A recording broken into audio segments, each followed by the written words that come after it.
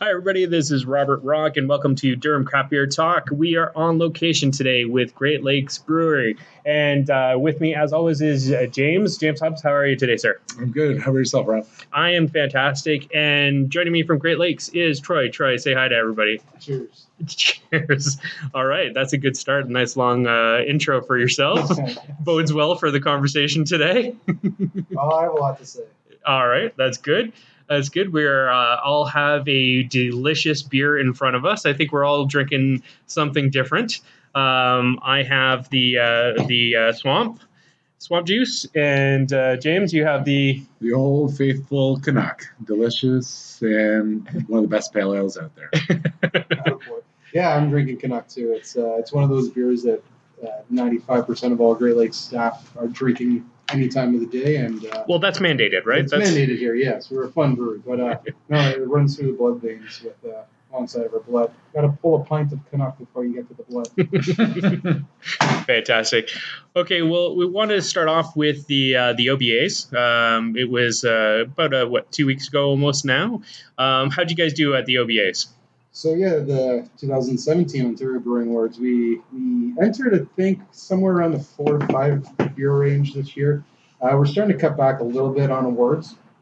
We enter them more so to get feedback from the judges and see how the beers actually rank and stuff like that. So awards are great. We've won Brewery of the Year a couple of years in a row at the Canadian Brewing Awards, and the Golden Tap Awards, we've been named the best brewery in Ontario 3 years in a row. But the OBAs, yeah, we won a gold for the Brewer's IPA, in brackets, Independent Pale Ale. And that was a beer that was brewed here with 15 to 20 different brewers throughout the day. They came in and helped brew on our brand new pilot system. So to get a gold for that in the Pale Ale category was pretty awesome. And Peter Bullitt, the owner of Great Lakes, he was there to get the award. And he said afterwards, like, this is a testament to literally all the brewers who came and brewed this beer with us on our new pilot system. So it was a good way to start the 30th anniversary. And we won a bronze for the 30th anniversary Belgian quad with cherry, barrel-aged Belgian quad with cherry. And that was don't have that while you're going to drive after, by the way. No, that's a bit. It's a heavy one. Delicious though. Yeah, that one it's delicious tasting, but is a pretty big hit of alcohol in that one. It's 11.3, but a lot of our big beers, we always call them internally sneaky buggers because they don't drink 11.3. So no. We have our Solstice State, the bourbon barrel aged Imperial State. It's not around anymore, but when we had that beer, people always commented how luscious and velvety and smooth it was. And then we had to remind them that, this is a 12% beer. So that's what we do. Yes. Plan your day accordingly, apparently. Yeah. Operate heavy machinery. Absolutely. Well, you mentioned it in your answer right there, but very good segue.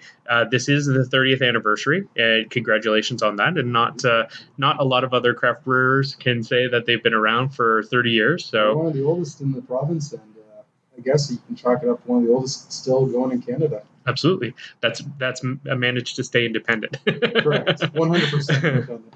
Yes. So tell us a little bit about the 30th anniversary celebrations. I'm sure you have things going on all through the year. What is left over the course of the year to celebrate the 30th anniversary? So the best part of Great Lakes is we always say we take the beer seriously, but not ourselves, and that's kind of a cliche in beer. We hear a lot of brewers say that, but when we were approaching the 30th, we all sat down and said, what the hell can we do to celebrate this? We already released a whole bunch of beers throughout the year, regardless of 28, 29, or 30 years. We already throw events throughout the year. So how can we do something big, significant to literally tell people of Ontario that, hey, we turned 30 and let's party? So we said, let's just do the same thing we do all the time. So we haven't really changed much in terms of planning for the 30th. We've already as of today, we've listed, not listed, but we've released 46 different beers in 2017. And that could be, a 40-liter keg that was brewed on the small pilot system, up to 1,500 liters on the new copper pilot system, or a big release. So that's one of the things we've continued to do, but we've introduced a lot more new recipes than we've ever done before. brought back some old returning favorites. Ezra, our cider barrel-aged farmhouse beer. Cider barrel-aged farmhouse beer. That'll be available soon. So we're bringing that back. We had Kyle Techhart of Half Hours on Earth. He came by about a month ago or 2 months ago to help brew Beard of Zeus, the bourbon barrel-aged barley wine. So we're bringing back some of those old favorites that we've released over the years. And Sunnyside Session IPA, we're throwing a big launch party on Saturday, May 3rd, 13th. And so we're bringing that back, and that's going to be, Canuck goes on hiatus internally here for about a week. And that's all There we might be drink. riots. Yeah, I hear the people lighting the torches out front with the Well, I don't pitchforks. mean it's sold. We're selling it all across the province, but internally at Great Lakes, we the staff kind of say, okay, Gordy and Canuck, you're going to be put on the shelf for a week, and we get right into the Sunnyside Session IPA. Now, that launch party is going to be at the Summerhill LCBO, It's right? going to be at the Summerhill LCBO on 10 Scrivener Square. And then we're throwing an after party too at Stack Restaurant just a little further north. But yeah, we have 3 tap takeover, Harry Porter, Ice Wall. Then we're doing an Abbey single beer, Belgian style on Brett. So people will be able to go and sample those beers and then buy a growler to take home. And we'll also have the Sunnyside debut there as well too, which is exciting. But yeah, for the rest of the 30th anniversary, back on February 16th, so 4 days after our official date of incorporation, we threw a massive party at the Antler Room, which is below Duluth Moose in downtown Toronto. We pre-sold tickets, sold out. Then we made some invitations and sent those out to some suppliers and good friends of the brewery. And then we had what we call the door crashers. That the security was supposed to maintain a door. And anyway, we jammed the place. It was over capacity, and we sold out of all the beer by the end of the night. We had live music, and we had so many different one-offs and really unique beers. It was a night that I don't really remember. I do. Means but it was a don't, good night. and It was a good night. You have pictures, though. We So have pictures, there you go. We have pictures. And I guess one of the biggest things we're doing to celebrate the 30th anniversary is we've invested in a local filmographer, I guess you would call him, and we're actually producing a documentary on the history of Great Lakes with interviews from people that have worked here in the past to the current staff, bar and restaurant owners, friends of the brewery. We're taking the guy out to events and beer launches, and so by the end of 2017, we'll have a nice 10 to 15 or maybe even longer documentary on the history of Great Lakes. So that's really exciting. And then from there, it's literally the same stuff that we do every year, but we're just going to amp it up a little bit heavier. We have the annual charity barbecue, the 15th annual charity barbecue here at the brewery on June 17th as part of OCB Week. So we do a big barbecue. It's 5 hours, beer gardens, live music. It's just a big party on the grounds of Great Lakes, and all the proceeds go towards the Franklin Horner Community Center here in Etobicoke. And then in September, we throw a massive pig roast on the grounds here as well too. And we have Chef Ted Reeder coming this year, and he's doing a whole bunch of pigs on the spit. And so we have games. We have the new patio out front. We release a couple different beers for that one, and it's just an awesome way to end Toronto Beer Week, which takes place in September. So and that's what we got going on. Really, that's a long answer, but that's what we got going on. No, that's perfect because I think it gives everybody listening a good idea of the types of events that'll be happening over the balance of the year. And I know, myself and some of the other beer enthusiasts are really looking forward to some of the upcoming events. Like we'll be there on Saturday for sure, and a couple of other events that we'll try and make it out to. So with 30 years in business, obviously you see trends and styles come and go, and the evolution of the palate of the craft beer drinker. Take us through a little bit about sort of what are some of the anchor styles that Great Lakes started on, and where you've seen it evolve over the course of the 30 years. Great Lakes has had, I consider myself a amateur beer historian, I guess, just from our reading and learning about our past kind of gives you an idea of where we might be headed in the future. So coming into Great Lakes 5 years ago, personally myself, I was always really interested in knowing where they came from and the story. And Great Lakes has a very, very unique story. So started in 1987 out in Brampton. They started out packaging their beer in green 1 liter PET plastic bottles. And then that was fascinating. But what I found out after is that the brewery actually produced their beer using malt extract. They had amazing reviews for this beer back in 1987 up until 1990. They had these good reviews for being a malt extract brewery. They produced two beers, Unicorn Ale and Great Lakes Lager. By 1990, the partners had sold the brewery to the Bullet family, who moved it then in 91, 92 to the current day location. And the first thing that the Bullet family did was say, okay, malt extract, bye-bye, all grain brewing, let's kick off and let's rock this thing. So that's what they did, and they dropped the Unicorn Ale and went lager heavy. So from 1991 up until about 2006, well, it was 2006, Great Lakes was pretty much known as Lager Floggers. Great Lakes Lager morphed into the Golden Horseshoe Blonde Lager. They introduced Red Leaf Lager in 94, 96, and then Blackjack Lager came along in the late 90s, early 2000s.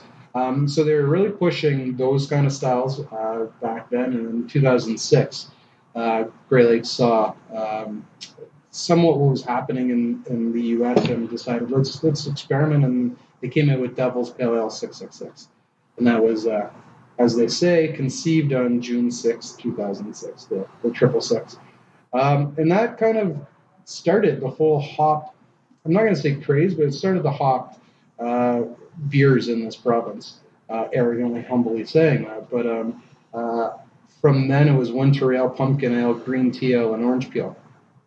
And this is amazing. It's really shocking. 2008, Great Lakes was awarded an Editor's Choice Award at the Golden Tap Awards for leading the charge for innovative and seasonal specialty products. And the beers they won that award for were for winter ale, green tea ale, pumpkin ale, and orange peel. So in today's market, that's just like, you laugh at that. Mm-hmm. But back then, that was how. That wasn't that long ago. That wasn't that long ago, and that's what Ontario was looking for. That was what they were lacking, and so Great Lakes kind of started. We hate the word trend around here, but they kind of started a trend with doing seasonal specialty, getting the Devil's Pale Ale out there. And it was literally, they were saying to the LCBO, let's invest in a seasonal specialty program and let's throw some different ingredients in there. So that's what they did. And it wasn't until 2010 really that Canuck came about, and that really kickstarted the new Great Lakes, in my opinion, if you will. Right. Mm-hmm.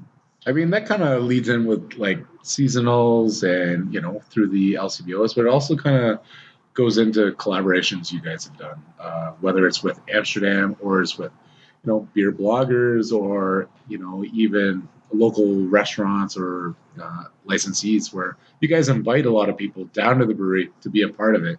And I think that's something that is not only just a business move, that's about passion of beer. That's getting the product out there to deal with like-minded people throughout the industry. And something I know I've kind of always noticed with Great Lakes of, creating different styles of beers with people. I mean, and making it fun and interactive.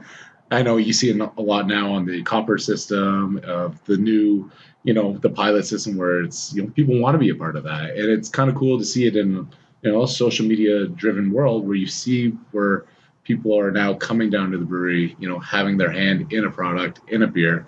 And, in a couple of weeks, it's, it's there for them. It's there for, what they did it for. So like, I applaud you guys for it because it's a sense of, we were all pulling the same rope for something that we all want. And to use a brewery like you guys, it's fantastic. For sure. And we look at collaboration in a couple different ways. Number one, it's fun. Mm-hmm. If we go to another brewery, we get a driver, we drink all day, we drink their beer, we get to know them, we get to know the people, we get to know how they operate, and then we learn from them.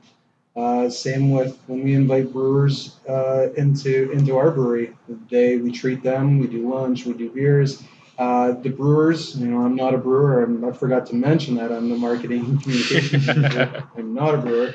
But when the brewers come here, they learn off each other, and it's like they feed off each other's knowledge. And Okay, we're going to brew a saison today. Okay, well, what makes your saison better than our saison, or what could we add that you guys don't, or so on and so forth. So that's one aspect. The other one is fun, literally having fun, getting to know each other, creating these relationships and bonding experiences, so that when sales reps are out on the road, they have a friendly brewery that they can work with and do tap takeovers with, or beer dinners. So it's one thing the owner of Grey Lakes, Peter Bullitt, really instills in us, and gives us, hands-off approaches. Yeah, sure, let's get some people in here. Let's brew. Let's have fun. We got the tanks. We got the system for it. And the customer, I think, at the end of the day, is the one who gets the most reward out of it, is because they're getting a rare one-off beer that you wouldn't get. So you're seeing it more and more with other breweries, smaller breweries, asking Grey Lakes, hey, do you guys want to come and let's brew an IPA? And to be honest, a couple of years ago, we were just so busy doing, we can't really afford to go. And, you guys are a couple years old. We'll get there. But this year, as part of the 30th too, that's kind of a mandate that we've not really set, but we've started doing, is let's go to all these breweries that have been asking and see if they want to do something. And so we visited Forked River this year. We went out and brewed with them. We went to Half Hours on our Short Fingers. We're heading out to Redline and Barrie soon. And so we're getting out there a lot more and doing some fun, interesting things. So is that part of the corporate philosophy around corporate good and corporate well-being, is to help out, using the 30 years experience to help out the newer breweries within Ontario, to get a footing and to make sure that they're successful? I think you just wrote that for us. So that's, it's like a Big Brother type thing. I don't think that was our thought process going in, but it does feel that way. And so someone like Forked River, I think you're 4 or 5, but those guys, they become really good friends of ours. And so, if we can go down there and brew something, and then Mike Lackey, who's been with us for 25 years or whatever, he's won multiple awards. People consider him like the IPA king of Canada. Humbly, he doesn't like that, but he likes it. He won't say it on the air, but secretly he does. If he goes out to a place like Forked River and they can talk IPA or hops, or what he looks for in hops, then that's something we can provide them. But at the same time, they're providing maybe something unique that they do that we don't, and that gets Mike thinking. So, I guess you could put it that way. Subconsciously, maybe that's what we're doing. Right. No, and that's definitely one of the things that you hear out in the community, is that there's that sense of social responsibility, that because you guys do have a long history and you have been successful, that you are giving almost a leg up to some of the younger or newer breweries by doing some of these collaborations. That beer is almost guaranteed to be successful and give them a little bit of a name recognition because of the association. Well, we're not afraid to share. Number one, we're confident in our beers, and so if we can help someone, that's awesome. But for the most part, we do it selfishly because we want to have fun, and that's the ethos of our brewery. Is when you look at it and you ask any of the employees, describe one word, what's Grey Lakes all about? You'll hear fresh Grey Lakes, you'll hear IPAs, you'll hear Canuck, but boil them all together and it's going to be just fun. Yeah, we like to have fun. So when I normally sit down and we do these interviews and talk to the breweries, often we are talking to one of the brewmasters, and one of the things I always like to ask them is that sort of brewing philosophy, like what is it that makes you make the beer the way you want to make it? And, maybe you can speak a little bit on their behalf, knowing some of them. What is that philosophy? What's the passion that they bring to the table that makes them want to continue to experiment and make beers? Well, I'll speak for Mike Lackey because he is our creative brewer here. He comes up with a lot of the names, the recipes, the execution of those beers. Back in 2006 to 2012, I guess you could say, we had a pilot system here that would produce 40 to 100 liters, depending on the style. And it was like learning to drive. Once you know how to drive at 16 years old, you never want to get out of the car. Once he started brewing on that pilot system, he didn't want to, that was his thing. And to Peter's credit, Peter said, go nuts, man. There it is. Get the ingredients, go create. And Cascapalooza hit the Toronto Festival of Beer in 2000, 8, 9, and 10, and that was a big thing, producing like 20 different casks, Perkins pins, all different recipes, and that just led Lackey to create. It just brought out his creativity. From there, experimenting with hops and seeing what was happening in the U.S., he drew a lot of inspiration from big U.S. breweries like Sierra Nevada, Dogfish Head, Russian River, those kind of beers that we couldn't get here in Ontario, and he said, why don't we do it? So when Canuck came out in 2010, again, 7 years ago, it's hard to imagine, Canuck was pretty much one of the first West Coast beers, West Coast style beers, available in Ontario on a regular basis. And then the IPAs followed, and we won a couple of awards for them. And then it just said, okay, we got something going here. Let's keep going. And today, what gives him is his drive to keep producing new, random, interesting stuff. I think it's just fun. Back to the word fun and profitable at the same time. We're in a lucky position that as a brewery of our size, a lot of people think we're a lot bigger than we are. A lot of people think we're a lot smaller than we are. But we have a guy who is allowed to go and play on the system, and you put your 10,000 hours in. In hockey, Wayne Gretzky, they say, right? You put your 10,000 hours of brewing in, and you learn a lot along the way. So yeah, that's where Mike, I would say, gets that kind of inspiration and creativity from. And I think Mike's kind of well recognized around, not even just Ontario, probably Canada brewing, of the hop guy, of almost a hop whisperer. We hear things like this where we've heard a lot. It's just the way that kind of like a chef, right? I always kind of talk about a chef and a brewmaster being very similar.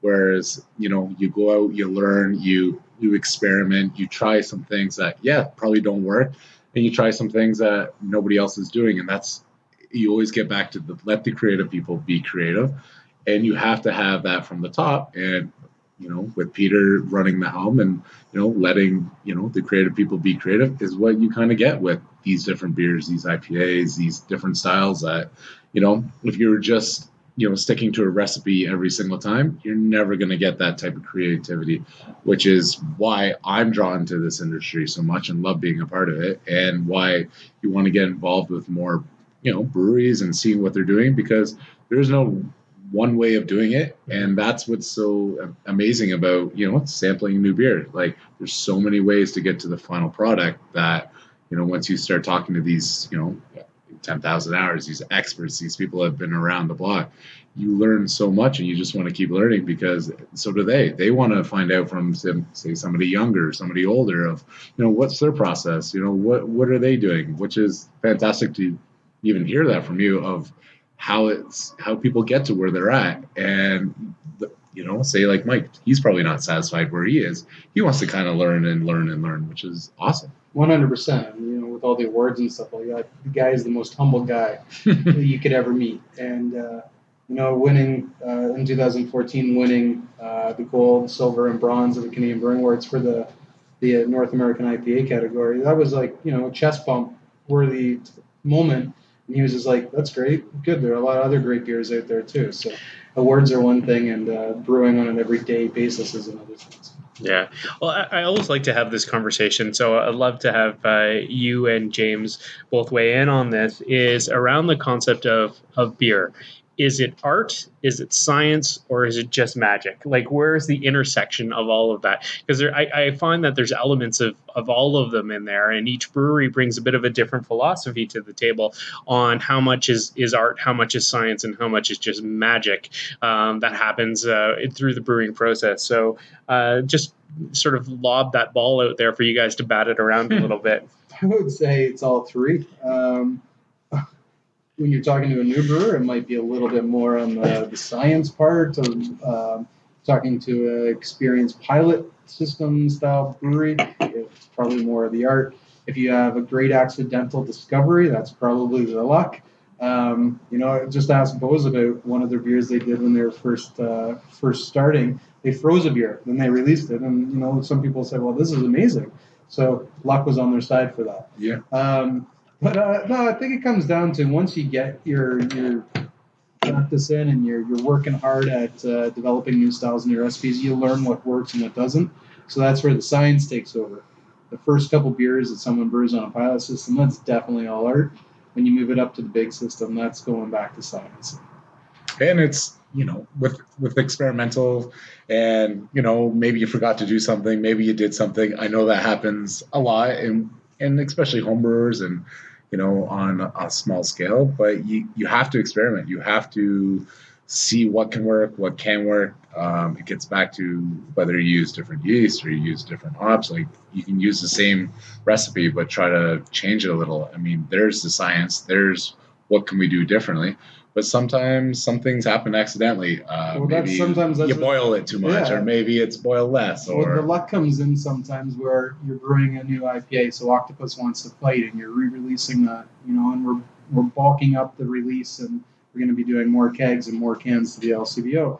And right before you go to brew it, all the new hop crop comes in. And you're like, oh, amazing. Because now we got the freshest hop that you can use in that beer.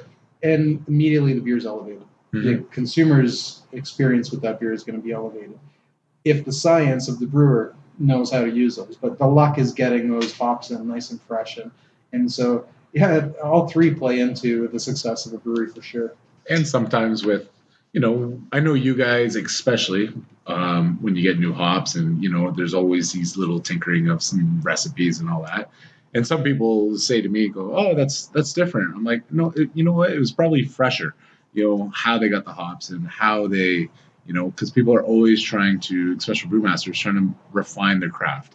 And you should want a brewmaster or a brewery to always try to find the freshest ingredients and refine the recipes, just as, as a consumer who's paying for, damn good beer, you want that product to be as fresh and as consistent as possible.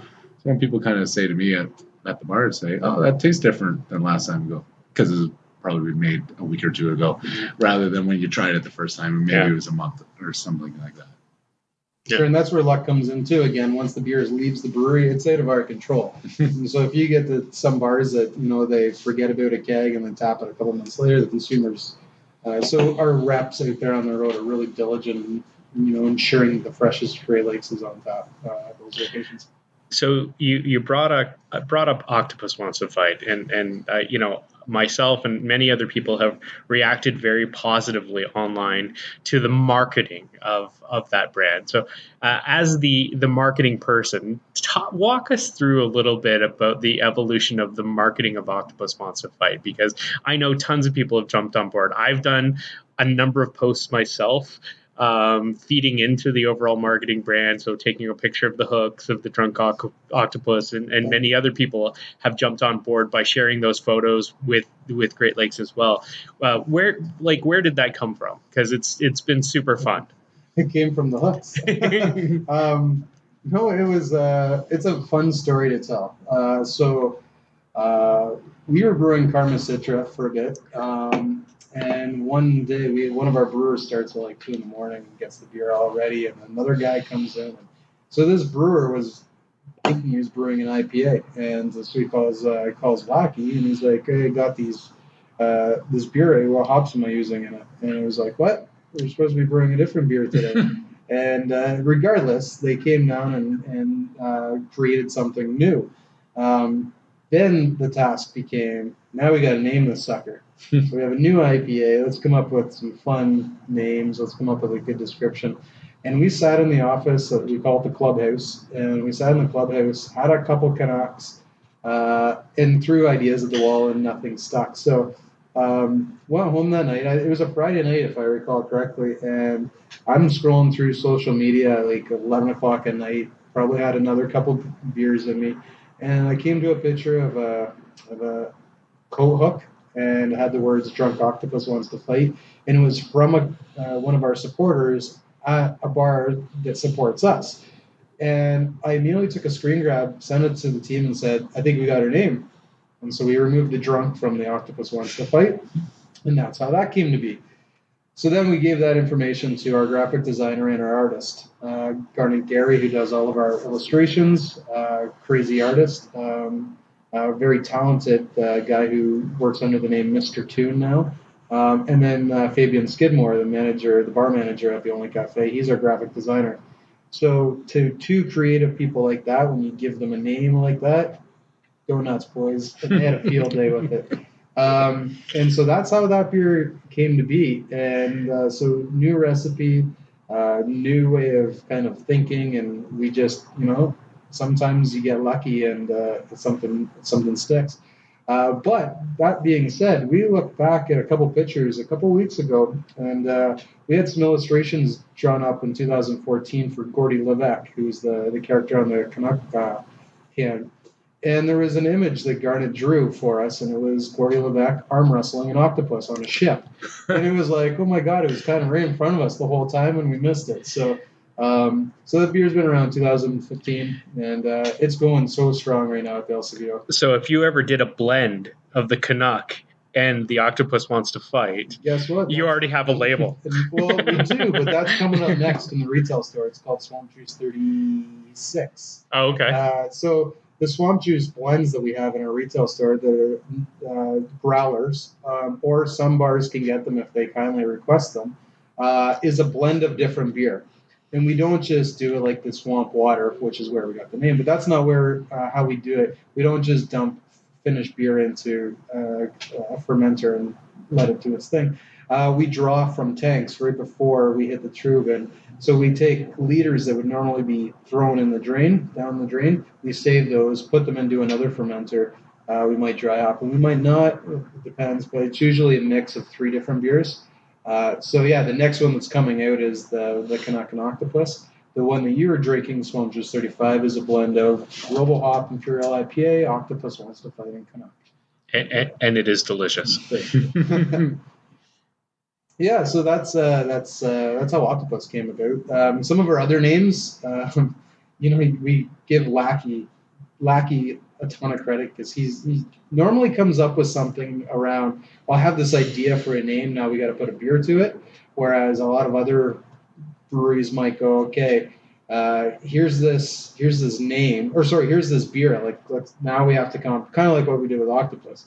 But we have this beer coming out soon. Durham Beer Podcast listeners, called Over My Dad Body Pilsner. And I can pull up a picture. I know it's not good for a podcast, but I'll let you guys laugh when you see it. So this is a sneak preview, and you'll be the first ones to have actually seen it. There we go. Let's have a look here. We're just getting it out. Oh, nice. Well, that'll look pretty interesting on a can. Yeah. So spoiler alert, the guy's name is Morty Jenkinson, and we're going to have some fun with this beer this summer. So spoiler alert, if you've seen me without my shirt and a pair of Crocs on, it looks hauntingly familiar. I haven't seen the sun in a while as well. Throw in a kiddie pool and a hot dog. And you got yourselves a Saturday afternoon. So this is a great example of we take beer seriously.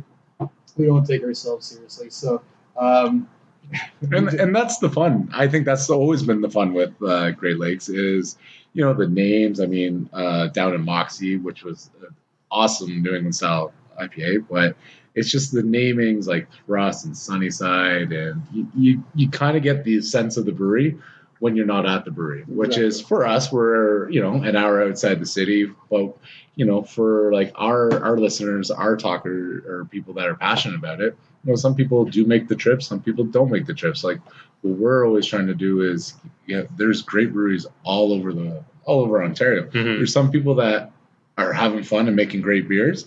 There's people that are more serious, but we're not. We like to have fun too. We like to have some pints while we're talking about beer and be passionate. And I think that really is instilled throughout, from delivery guys at Great Lakes through probably all the way up to the head office, all the way to yourself and Peter. I mean, it's through the cans. You can see that at the LCBOs where people don't really, they might look at a can and go, oh, that's kind of cool, but they don't really get to what's behind it. What's the fun? What went into the beer? So it's kind of cool to see something like that. And it's fun for us, too, to be honest. Yeah, it's fun for us. And what else can I say about it? It'd be interesting. Is that going to go to LCBOs? That's not LCBOs. Okay. Hey, that didn't pass? No, this is solely for a retail store. But that's only going to be in retail? It's not going to be any distribution? We'll see. All right, because I can just see that on a tap handle. Well, you know what? To be honest, Absolutely. too, it's a little bit of it's as fun as it is for us. It's also a strategy, if you will, too, right? So if you walk into a bar and see on a menu Octopus Wants to Fight or Harry Porter, we've seen it out in the public where someone looks at the chalkboard or whatever. Oh, Harry Porter! I got to try that beer. Yeah. If we can get them into trying the beer, we think the beer stands for itself. So if we get them to try it, we're hoping that that leads to another. So it's fun for us, but it's also something that we do on purpose. Well, no, and I think that is absolutely something that makes you guys stand out. Is you guys are having fun with the naming of it, but to your point, you're serious about the beer. So where I may look at the board and see Harry Porter or Octopus Wants to Fight or any of the other fun beers, just from a name perspective, where that makes me chuckle, so I'm going to give it a try. The seriousness and the craft of the beer makes me love it. And that combination between a name that makes me laugh, some really awesome art that makes me smile, but underpinned by the fact that it is top quality beer, brings that all together to make me want to continue to come back. And every time I walk into a bar, try something I haven't tried before from you guys. Poet. Beautifully said. No, I just think it all comes together with you guys. So, from all aspects, from the quality beer to the way that it's marketed and pushed out, it's something that just works on kind of every level and keeps sort of bringing people in, which is a testament to how and why you guys are here 30 years later. Yeah. So, we talked a little bit about the past 30 years, but as we look forward, what are some of the trends that you guys are talking about internally here, either with the brewmasters or you guys from a marketing perspective? Where do you see the palate evolving for the craft beer drinker here in Ontario, and some of the things that you're trying to bring in, whether it's new styles or new products?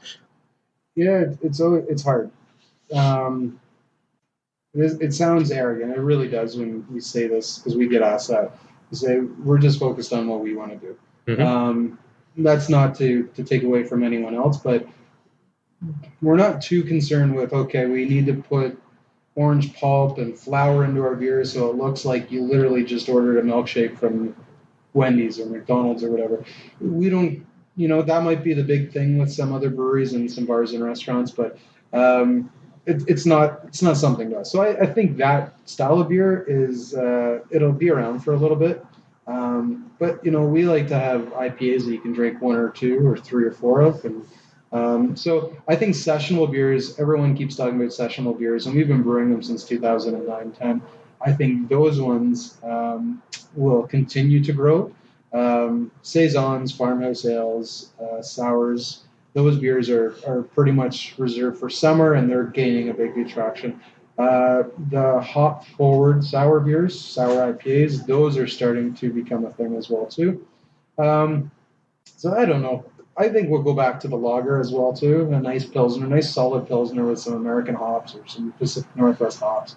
But again, not to sound arrogant or not to come across as arrogant, but I think the next 30 years will be whatever we want to do here at Great Lakes, and that's all we're concerned with. Yeah, no, and that's great. Well, it's worked for the first 30 years, so It ain't broke, then why fix it? It really started 2012 was our 25th anniversary. We released those 5 really kick-ass beers in 750 ml bottles and sent them to the LCBO. And Peter Bullitt has been quoted as saying, and he'll say it to anyone who asks, he thinks those 5 beers were some of the best beers that we've ever produced and released out of this brewery. And so 5 years have passed since then, and we've released literally hundreds of new beers, different styles. But we're never content to kind of rest on laurels. And so 2018, in our 31st year, you never know. We might see Tank 20 series of beers come out, which is a totally different lineup of Tank 10 beers, and expand on maybe the Project X one. Who knows? Yeah. But one thing's for sure is we'll continue to have fun doing what we do. So is there anything you personally would like to see? Otter Hopper. All right, expand. Belgian IPA. We haven't done that in a long time, and it's one of my favorite ones that we've done. keep pushing Lackey and the other guys to make sure that gets in there. So no, that's one beer.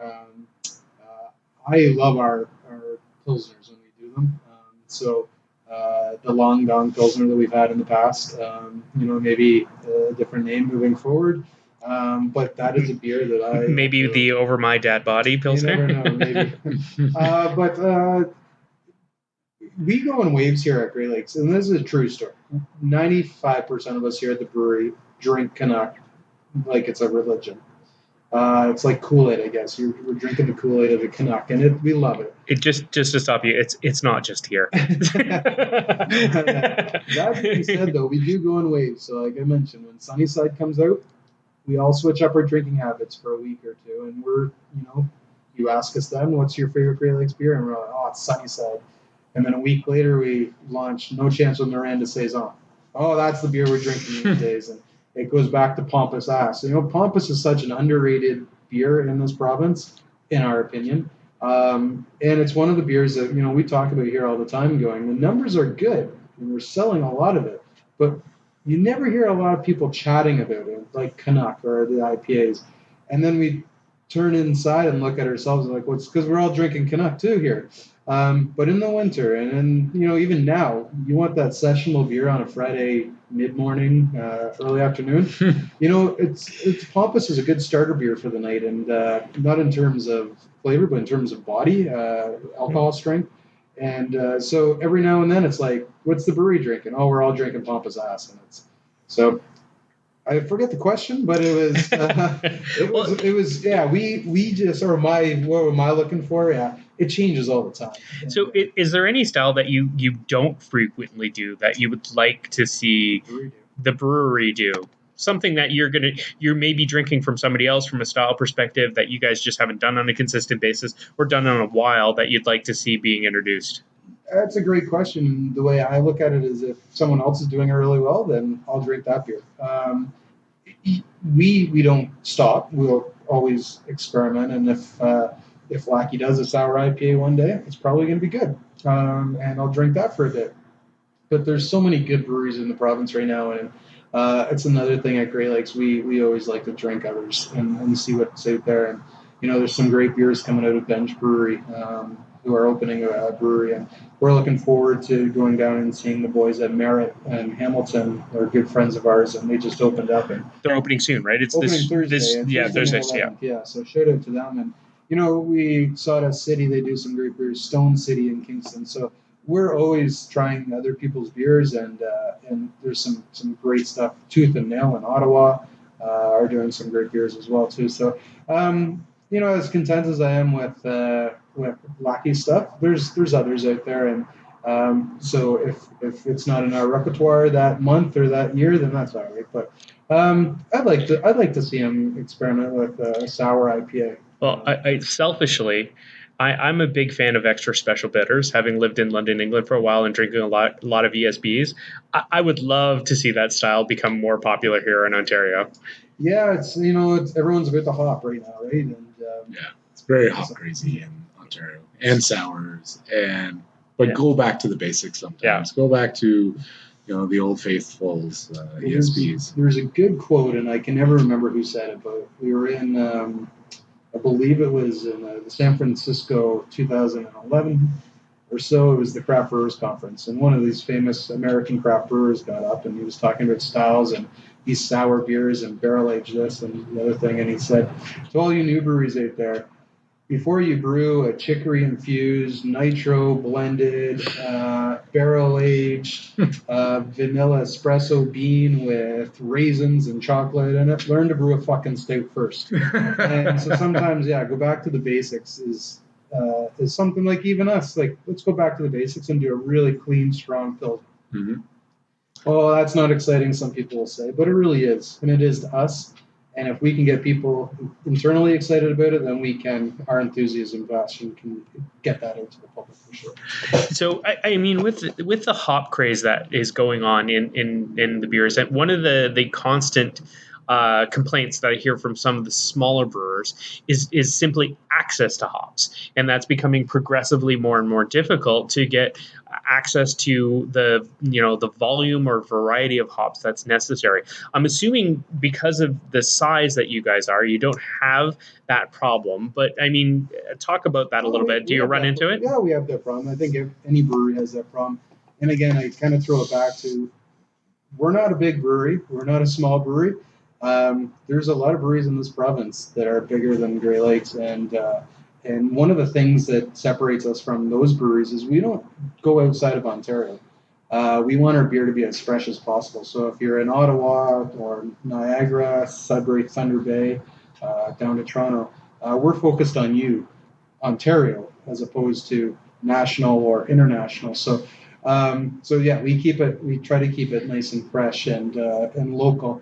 But yeah, sourcing hops, we've been fortunate enough that because we need so much that we forecast and we plan ahead, and then we do have the ability to go into our hop farm and say, okay, well, maybe for the next 2 years we want this much. Then we know we can forecast and plan ahead for the production of the beers. We can see what works and what doesn't. Some hops, like we've used hops in the past that were good hops, but we wouldn't use them again. And we're able to do that because we invest the time and effort into determining that. But some small breweries, I can 100% see that and appreciate the struggles they would have to go through to get securing a contract even, or a good amount of those hops. But Sierra Nevada in the U.S. and Sam Adams and the big brewers now, they're buying up a huge amount of the world's good hop crop. And so you just have to be nimble, quick, and adapt. Excellent. I mean, kind of what I was thinking on the other point is just, when you're talking about just, brew a stout and focus on that, it's what you kind of notice as from a social media point of view is people that make Instagram beers and people that just make good damn beers. Mm-hmm. And I think that's kind of, I didn't get in there on that point where it was like, you can have that triple Belgian strawberries, chocolate, whatever, caramel crap, or you can make just a decent, good lager that, somebody's going to probably pick up a whole 24 at your, local store rather than just buying one or two. So it comes down to, the breweries have, this is going to be great. This is going to be fantastic, but it's going to be a small batch. And here it is. But you also, as a business, you have to look at it, what's gonna keep our, our revenues going, what's gonna keep our business going. And I think in this type of generation, you have a lot of people who are just like, oh yeah, it's great, and we'll move on to the next week. So you also have to always, produce that beer that people are always going to want to have, that lager or that pilsner where, that's my 3.5 to 5.5%. That's, if it's a hot day, I'm cutting the grass or something like that. That's my beer I'm going to go to. I'm going to have 12 of those. You're pretty much speaking what Grey Lakes does. Yes, we have exactly. The core brands, then we have the Tank 10 brands, then we have Project X brands. We have the one-offs that might be, again, one keg or 60 cases in the fridge, or we might have a new pilot beer on the brand new pilot system, which obviously is a lot larger in size. So we cover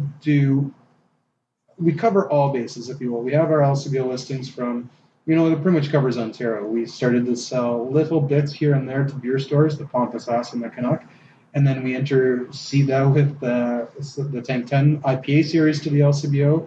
And then sprinkle in some Belgian stuff to the retail store, and then we sprinkle in some stouts and porters to the retail and licensees. So I don't think it was ever intentionally, but that's what we pretty much based our production model on the last 10 years is we have a beer for everyone. Mm-hmm. And 37, I think I said, beers this year already. So that's going to creep up into the 70s by the end of the year, which is pretty awesome and amazing. And but if you're a beer drinker out in Durham, say, and you're looking for something different, if you can't make it to the brewery, we have 3 different ones at the LCBO right now, with another one coming. But if you get down to the brewery right now, we have 8 different beers in the fridge. So yeah, we pretty much cover those bases. So, as we're getting towards the end of this, give everybody who's listening a little bit of a pitch on coming down to the tap room. Well, what's the experience by being on site, and just a little bit about what maybe something that we haven't covered that you would love the listeners to know about Great Lakes. So the tap room, this gets us excited and a little scared because we have this big patio. I'm sure you guys saw when you walked in, but we built a large patio at the front of the brewery. So for events or for just an everyday, at 5 o'clock in the afternoon, done work for the day, you can come to Great Lakes, sit on our patio. It's about 100 seats or so. So 100 people, I shouldn't say seats, but so that's exciting and scary because with the nice weather, I think a lot of our team is going to work outside. But we're doing some major renovations within the brewery, and in the tap room we have a garage door going in, so it's going to be one big walkthrough area. It's almost done. It's almost done. Status update. It'll be done by next week. So the tap room is a thing that's happening all across North America. Breweries are putting in these tap rooms, and it's the first source of real revenue coming in. It's a great idea. Being 30 years old in 1992 when they opened this facility after they moved from Brampton, there was no such thing as a tap room. Come in and drink and sit down and then go eat. So now, we're focusing a lot of efforts on that. We have 5 beers on tap every day, and they rotate all the time. So right now there's Harry Porter, Octopus Wants to Fight, Swamp Juice 35, Canuck and Pompous. But by the end of the day today, that could be something totally new. It could be a one-off. It could be one of our year-round brands. We have Pie Commission just down the road, huge supporters of Great Lakes and friends. So, you go there, grab a pie, come here, eat, have a drink, all $5 glasses. Doesn't matter if it's RoboHop on tap or Pampas Fast, it's $5 for a 12-ounce. So very exciting stuff. And then the rest of the brewery, we have renovations upstairs. We're doing a new conference room where we're sitting, but it's yet to be completed. Conference room, event space. Downstairs, we just put in 4 new 120 hectoliter fermenter conditioning tanks. We just got in 3 new 15-barrel fermenting and aging tanks for our pilot system, making that number 7 now. So we're going to be playing a lot more on the pilot system moving forward. And that's exciting things around here. We have Street Food Fridays coming to the brewery, which we called Food Truck Fridays last year. But we've changed the name up this year because we're going to be having a lot of professional grillers and street meat, if you will, come to the brewery on Fridays. Some live music sometimes out on the patio. So that's kind of what we got geared up for. And then just to throw it out there, Canada Day, Great Lakes will have a huge part in the Toronto Rib Fest, which is the largest in Ontario. And so with Canada's 150th, our 30th, and being the closest local brewery, we've been able to work with the Rotary Club. So that's a huge deal for Great Lakes. Some breweries that are bigger than us that's nothing. But to us, being the community beer at one of the largest rib fests in literally all of Ontario, maybe even Canada. I think it's in Canada. We're really excited for that and excited for all the hard work that comes our way. That's fantastic. Any final questions, James? No, I think my passion kind of comes through on the mic here of Great Lakes, and more than happy to be down here talking to Troy, who I've known for a few years now, and try to seek out Great Lakes when for my business, and a big advocate on the burb side, I would say, of the product. And it's not just because of a name. It's not because of marketing. It's because of the liquid, and it's because of the service and what you get with a local brewer who's been doing it right for the last 30 years. And with this new generation of all these new breweries coming up, some of that gets lost in the hay once in a while, and you have to really stand up for the people that are doing it right. And service and communication and knowledge of the industry, it's something that you don't often get, and something that's much appreciated.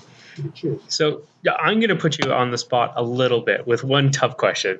I think everything's been pretty easy down the pipe, but I'm going to give you one tough one, and something that I see as is really lacking within the industry.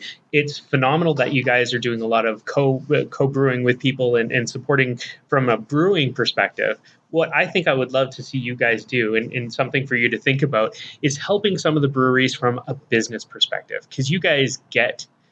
I mean, it goes without saying that you guys make great beers, and anybody who's tried your beers, it's phenomenal beers. But there's a lot of small breweries that are making phenomenal beers, but they don't get the business aspect of running a brewery the way you guys do. Is there something that you guys could see running out of the new conference room facility to help small brewers understand the business aspect of it? You know what? To be honest, that stuff happens behind the scenes. Okay. And that's better suited for the pub. Speaking personally, when I go out and I see new reps for a newer brewery, I'll engage them and buy them a pint and sit down and talk. What are your struggles? What are your what's the weakness at the brewery that you want to build on? And so I have no problem, and a lot of our sales reps out in the market, they have no problem picking up the phone and say, "Hey, Bar A, this new brewery that's opened up just down the road, they're having problems getting in touch with you guys. What do you say? Here's the phone." And so we've done that countless times. And I'll tell the story of Reed from Forked River. We like the guys at Forked River. We get along great, but I didn't know their new sales rep. And he's sitting down at a bar that we both sold beer to. He's like, "I'm having problems getting in touch with this one bar. I just can't." So I pick up the phone, call the guy, he answers, and I say, "Here, I got a guy who wants to talk to you." Within a week, their beer was on tap. So that's the kind of small, subtle things that Great Lakes does. Running an actual course or a program, I don't know if we're there just yet, because to be 100% honest, we're learning every day too. There's still a lot of fuck ups we make all the time.